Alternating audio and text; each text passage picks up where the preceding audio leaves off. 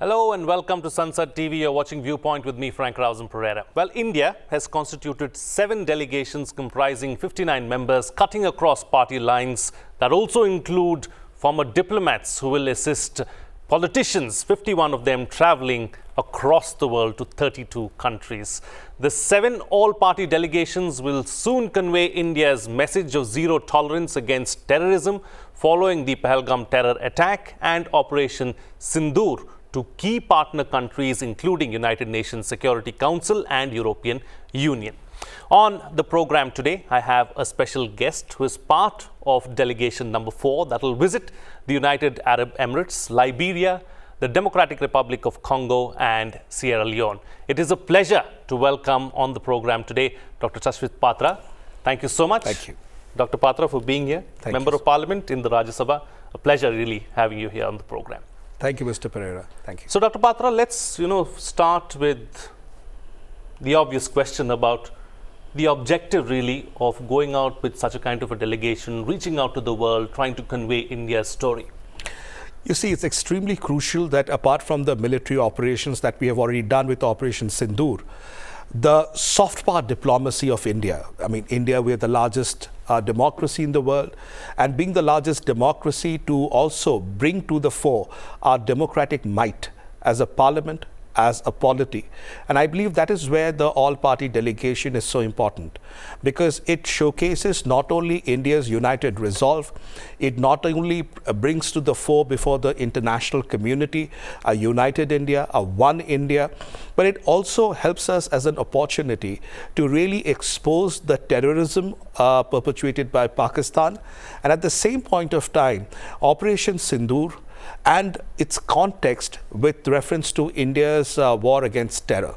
So I believe Operation Sindoor is just a pause, and the new normal for our country is an act of terror would be considered as an act of war against the nation. So many of these aspects, many of the countries may not have the full grasp of the nuances of it, the details of it. They may not be able to understand. So therefore, when we reach out to them, we sit with them, we discuss with them, we share various information and perspectives with them. It'll help them to appreciate why India, what it is doing, how it is doing, and why Pakistan needs to be named and shamed more strongly. Absolutely. Now, let me take 3 aspects forward with what you just said. First one being the all-party delegations that are going. It sends across a message of unity. The government could have gone about doing it a very different way, said that we will deal with it with our diplomats, we'll deal with it from a government to government level. But then sending members of parliament, sending people cutting across party lines, it sends out a different kind of a message, doesn't it? Absolutely does. You see, usually diplomacy across the world is looked through from the prism of foreign diplomats or Indian diplomats engaging with each other. We have the Indian Foreign Service that actually does that. Apart from that, of course, we have also the bureaucracy and the executive apparatus, including the ministers and ministries and various departments, our consuls, our embassies, that can do that well. But the idea behind the all-party delegation essentially is to bring to forth the collective wisdom and the strength and a collective message of unity that India provides as a polity. As I said initially, that India is the largest democracy of the world. Being the largest democracy, why we are a democracy? Because we have a parliamentary form of government. And as you see, the all-party delegation comprising of members of parliament, former members of parliament who are also specific individuals who are senior leaders like Mr. Ghulam Nabi Azad, Mr. Salman Khurshid and others, and the former diplomats, actually provides and showcases India's political heft. Because many a times what happens when you go for diplomatic heft, it is considered as a natural cause of action. Like in the United Nations, you have an Indian mission. In Geneva, you have an Indian mission. In embassies, you have ambassadors. In consuls, you have consul generals. That is a given statement. But when you bring about the political heft, the parliamentary heft onto international platform, and then across the table, you have their embassies or their executive power sitting across, they take you that much more seriously, I must say. The reason is you're not representing only as an executive or as a body of the executive, you're actually the parliament. You're the legislature. And when legislators and parliamentarians, with the political heft they have, bring it to the fore, that catches the attention of the world. Absolutely, absolutely. It brings me to another question. Since you brought up these names of, Salman Khurshid, Ghulam Nabi Azad, and so on and so forth. There's Dr. Shashi Tharoor, there's Mr. S.S. Ahluwalia, who's traveling. Yeah, Mr. Ahluwalia, and so Mr. Ravi Shankar Prasad, seasoned politicians, extremely good at their craft, who have been wonderful really with regards to foreign policy, with the law, and so on and so forth. So if you look at the composition really of these delegations, extremely suave as well, just as you who can really convey India's point to the entire world. But there are also youngsters who are traveling along with the delegation. Each one of those delegations, I was looking at the names, have got people from the young brigade as well. So the composition too is extremely good, isn't it? Absolutely. If you were to look at my own delegation, it's being led by a very young doctor who is a member of parliament, Mr. Shrikant Shinde. So he's someone who brings in the freshness of ideas and thought processes. We are blessed to have Miss Swaraj, Basuri Swaraj, who is a senior advocate in the Supreme Court.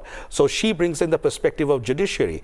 And if you have Mr. Manan Mishra, who is the chairman also of the Bar Council of India and a member of parliament, he's there in the committee. He comes in as a senior person. Then you've got Mr. E.T. Bashir, who is from the IUBL, comes from Kerala, very senior, seasoned politician and leader. So he brings in that perspective that he brings in as a very wise, weather-beaten politician who has seen so much of life and so much of parliament. Then, of course, you've got Mr. S.S. Ahluwalia, who was a wonderful Minister of State External Affairs when he was there, a veteran parliamentarian as well, has got a tremendous insight into international affairs. And then we have got Mr. Chinoy, Mr. Sujan Chinoy, who is the Director General of Manohar Parrikar Institute of Defence Studies, and he has been a diplomat to various countries. So when you have this and yourself, don't forget yourself. No, I'm a little cog in the wheel there, just carrying on. So the idea is, as you rightly mentioned, you've got this young people, you have the senior, experienced ones, and then of course you have the diplomats, you have senior leaders who've been ministers of state, of external affairs. So it brings about a mix, because then what happens, everyone plays its own role. In a cricket team, you have one Sachin Tendulkar, you also need a Rahul Dravid.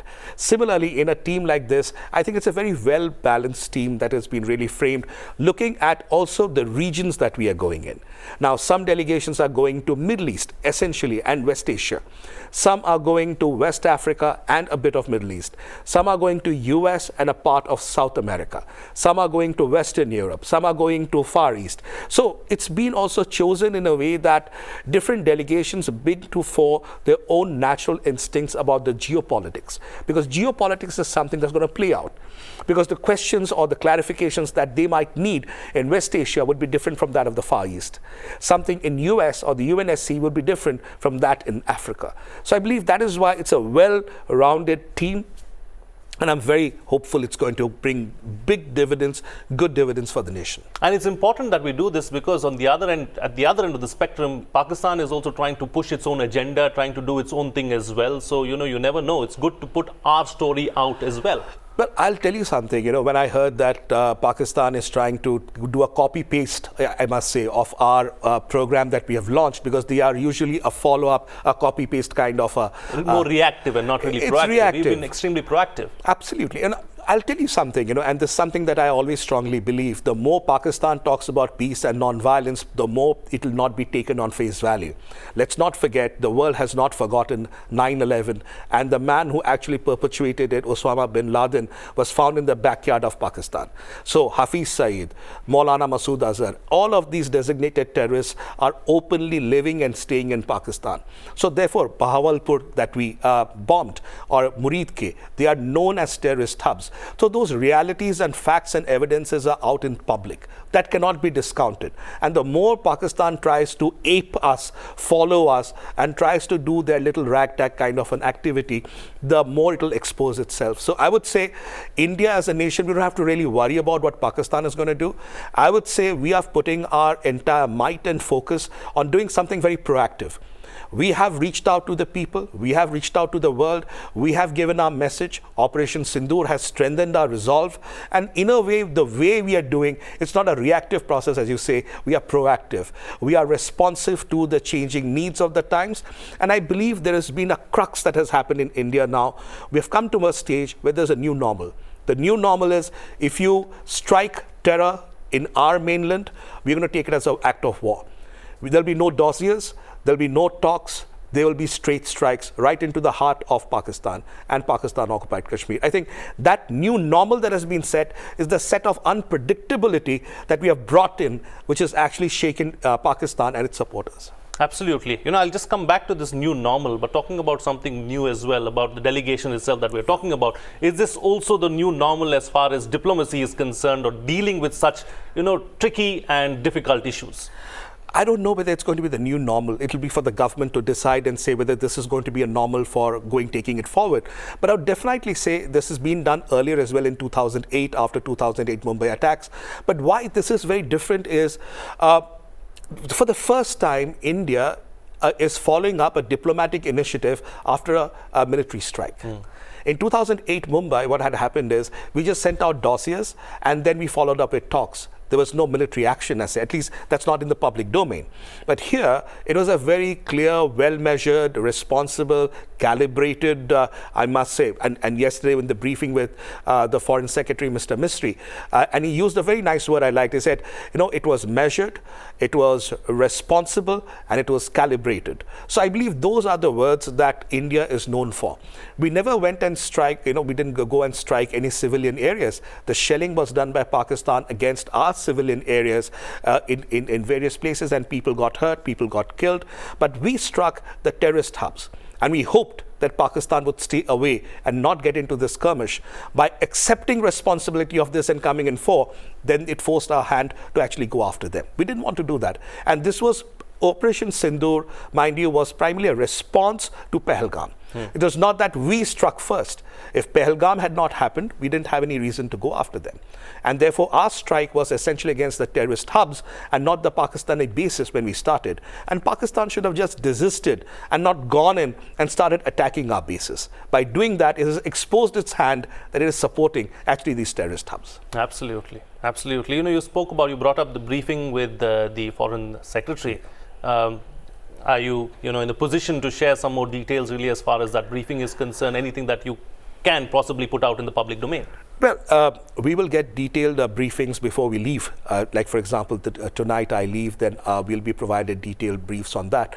But generically, if I can put out something, is essentially Pakistan, the terror machine that it is actually generating, what are the details thereof, and then how it has been exposed, and then taking forward Operation Sindoor, the chronology of Operation Sindoor, and where does India look at it from the perspective where we stand today. So that's as much as I can give out. There are a lot of sensitive information that has been shared and will be shared that cannot be put out in public domain. But I can assure you one thing, Mr. Pereira, that all the members who were there were 3 delegations that are leaving very soon. One has already left as we speak. All the 3 delegations, all the members, there was a tremendous amount of purpose that I felt in the briefing yesterday. There's a lot of positivity. Everybody's trying to understand better. Everybody's getting prepared. The sense of purposefulness, the preparedness, the focus, the intensity is very, very positive and encouraging. And that probably goes to show that how, as a polity, a lot of time people criticize politicians and parliamentarians and political parties saying, oh, you guys are always fighting within each other. But I must tell you, I think this inflection point has happened where the nation is also watching and saying, yes, here is for the first time we see that all the political parties are speaking in one voice, and everybody has this perspective that we are going on these delegations. Let's do the best that we can and make our nation and its message across the table in a very purposeful and a strong manner. There's no squabbling this time around, something that the people of the nation also are watching very closely and carefully and are happy, to see that India is speaking in one voice, because that is something that has been missing of late, and we are seeing India speaking in one voice, which is fantastic, which is something, like I said, that we have not gotten used to in the recent past. So we are sending out a message to the nation as well that we are together, we are one really, as far as this particular issue is concerned. And we'd actually like to see more of this. Absolutely. I completely agree. Because you see, when the purposefulness comes together, the unity, the solidarity, especially on national issues, we'll always have federal issues. We'll always have center-state relations. I'll come from Odisha and I'll say, look, my state is not getting enough from the center. Now, those are concerns that will, of course, be there, which we'll debate in Parliament and outside. But when it comes to national security, when it comes to terrorism, when it comes to national economy, when it comes to the interest of 1.4 billion people together, we are one. And that's going to be, I believe, the new normal. So in a way, it has also brought us all together to reflect and think. And it's probably also spoken in a way to Pakistan that, look, it's not the same India that we know, that one party would blame the other party. This is a very different India now, where all the parliamentarians come together and stand as one voice. The two all-party meetings that I attended, one was pre-Operation Sindoor, one was during Operation Sindoor, and both, even inside and outside, it's the same voices. Sometimes journalists ask me, kuch andar hua kya, something more happened. I said, no, whatever you see emanating before you in the microphones was exactly what's happened inside. So that is very profound for me. I've attended several all-party meetings because before the parliament convenes, we have all-party meetings, and we, as floor leaders, we are there. And I've seen that over the last 3-4 years that I've been there. But I must tell you, the sense of purpose, the sense of solidarity, and a sense of oneness that you see is truly inspiring. And I believe that's also going to strengthen the nation going forward, that yes, as a polity, we might have our differences, but it comes to national perspectives, it's one India. Absolutely. And you touched upon that in your remark just now. A message is being sent out to Pakistan as well, a strong message to Pakistan, and maybe even those who support Pakistan. Of course, that number is dwindling. There are only a handful of countries now who are openly supporting Pakistan, but a clear message being sent out to everyone across the board that this is what we are going to do. We stand together as one nation, and this is the new normal, something that you were talking about earlier as well. Absolutely, Mr. Pereira. If you were to look at Pahalgam and post-Pahalgam and pre-Sindoor, pre-Operation Sindoor and post-Operation Sindoor, it's something that you see is even those voices that used to stand up for Pakistan are also dwindling, as you said, and the voices are also getting feeble in support of Pakistan. Earlier, they would come out openly and talk about it and say, why is India doing? Now there is only regretting. There's no condemnation. So the words are also becoming diluted. They've also realized that being seen with Pakistan is becoming a little pariah for them. Seeing with Pakistan is also painting them in a bad light. And you see the kind of support that India has got. I mean, after Pahalgam, the kind of condemnation worldwide that has been. So it shows that India is gaining more and more strength worldwide, and Pakistan is losing whatever little strength it had. So on both the sides, if you see, and again, backed by this all-party delegations and the scrambling of Pakistan to try and put up a ragtag team to somehow set a narrative, clearly shows that they are actually rattled. They are rattled in military. They don't have answers to that. They have rattled as far as diplomacy. They're rattled as far as the issue of terrorism, and they have been really named and shamed now. Absolutely. Let's shift focus now, Dr. Patra. I'd like to hear your thoughts and what was going through your mind when you were named as part of the delegation. How did you react to that? Oh, it is wonderful. When I got a call from the Parliamentary Affairs Minister, and he said, Sasmit, we will be identifying you and doing it. I said, are you sure that you want me? He said, yeah, of course. We went through you. You've been on parliamentary delegations, weren't you?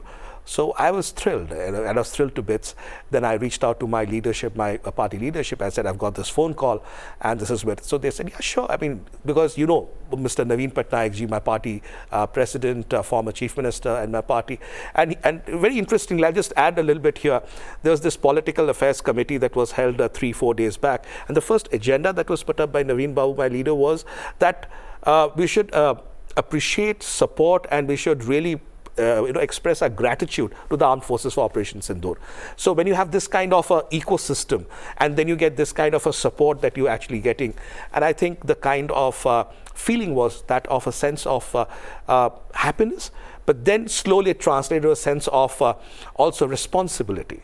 Because there's a great deal of duty, because going as a parliamentarian to an inter-parliamentary union is different, but representing India on a forum where you're going to bring about the terrorism of Pakistan and expose it, and then talk about the military action that we had done on Operation Sindoor is a very profoundly powerful and an important duty to the nation. And therefore, so I've been preparing from the very day. I've been doing my research. I've been trying to learn more and focus more. And it's been wonderful. I must tell you, today there was a fellow journalist, a friend of mine came and said, you guys are going, it's a very historic thing. I don't know how many all-party delegations will ever go, but in the all-party delegation, your guys going there with your names there is going to be there for history. So I think that is very profound, and you carry that kind of a legacy on your shoulders, and you leave those shores tonight to go abroad and to stand for your country and your flag and your nation. I think it's very profound. It's very pristine.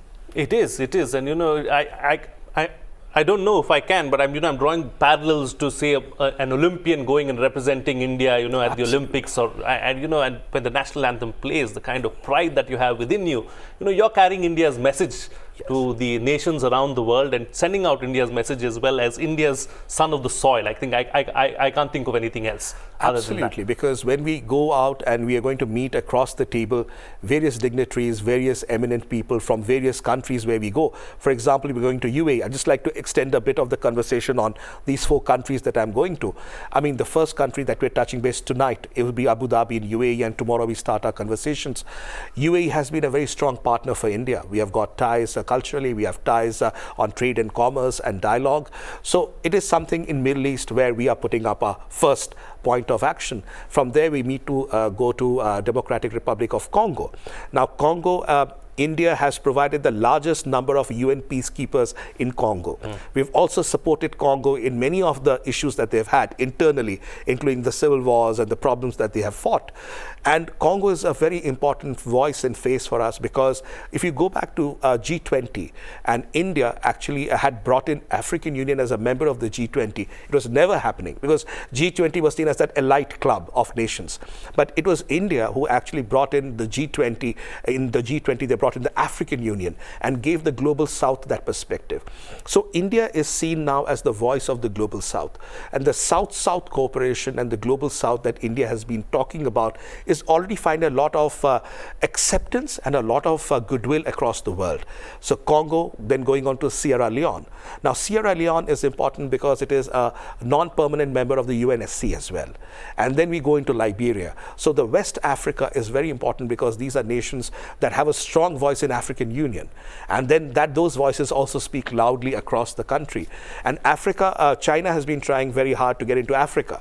But India, with its goodwill, the shared vision, the shared commitment towards that, and common issues as well. Africa and India, we've had similar issues of various human development indicators. We are doing much better, but even then we are there to help them and pull them up. So many of these areas, the geopolitics, the human development indexes, all of them are going to contribute together.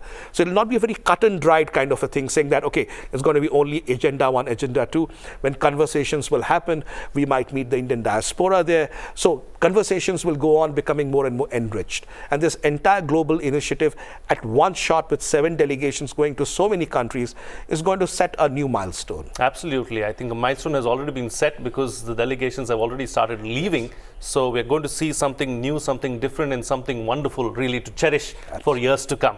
Talking about an enriching experience, Dr. Patra, like you said, there are going to be a lot of exchanges, there are going to be a lot of conversations, communication between, the delegation and others that you're going to meet around. So it's going to be a great learning experience, a lot of give and take for both sides, isn't it?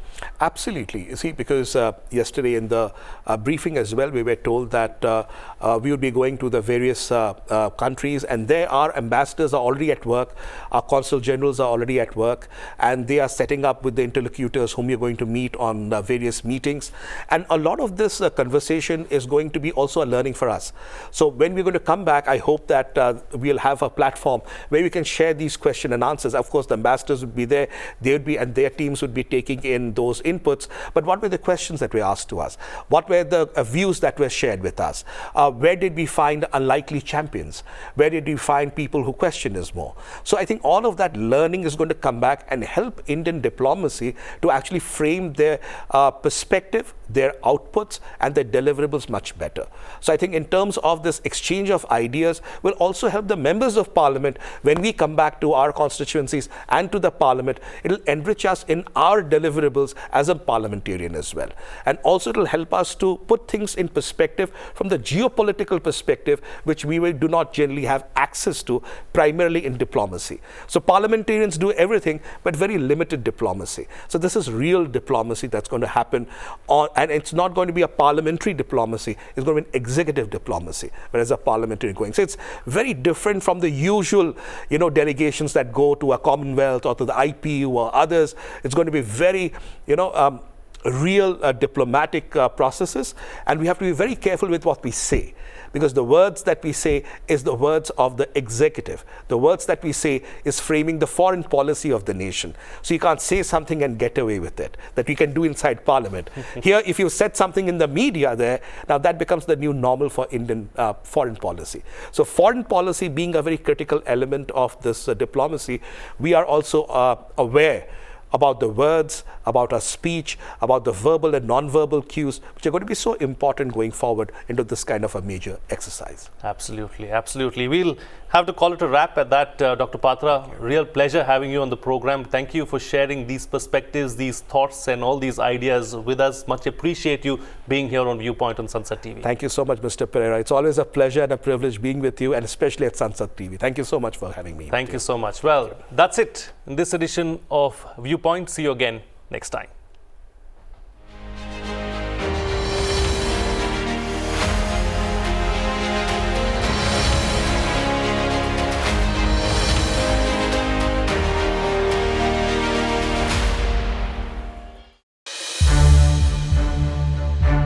To watch more programs of Sansad TV, subscribe to our YouTube channel and don't forget to like and share them.